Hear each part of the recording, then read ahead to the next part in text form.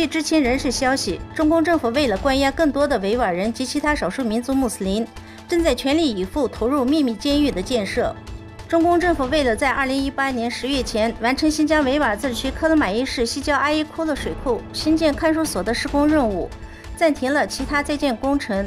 此看守所只高出地面5米，地下深度却达40米，是个地下秘密监狱，可容纳数万人。随着中共政府的大量抓捕、关押穆斯林及异议人士，在教育集中营早已人满为患。医院、厂房、学校都已成为中共政府的秘密关押场所，甚至在一些在教育集中营，多人共用一张床位，轮换休息。8月23日，也就是穆斯林传统节日古尔班节的第3天，居住在伊斯坦布尔的维吾尔人聚集在一起，在异国他乡举行了集体拜年活动，以维吾尔人风俗、文化传统举行了各种文体活动。最后，为了早日结束维吾尔人所面临的欺压破坏，每个维吾尔人高举双手，进行了真诚的祈祷。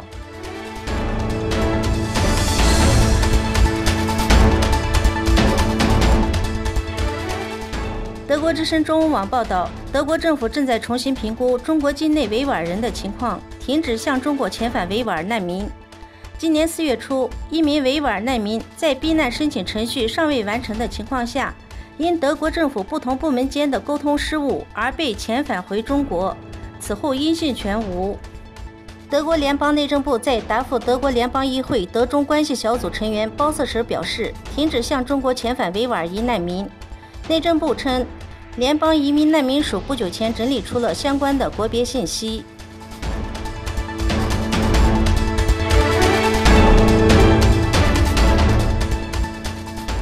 8月24日，菲律宾国防部发言人安东龙表示，菲律宾现阶段不预见任何与中国之间的战争，特别是在南海，菲律宾国防部将不惜任何代价捍卫主权。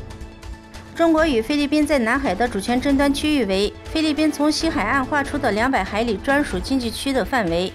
包括中国南沙和中沙部分海域。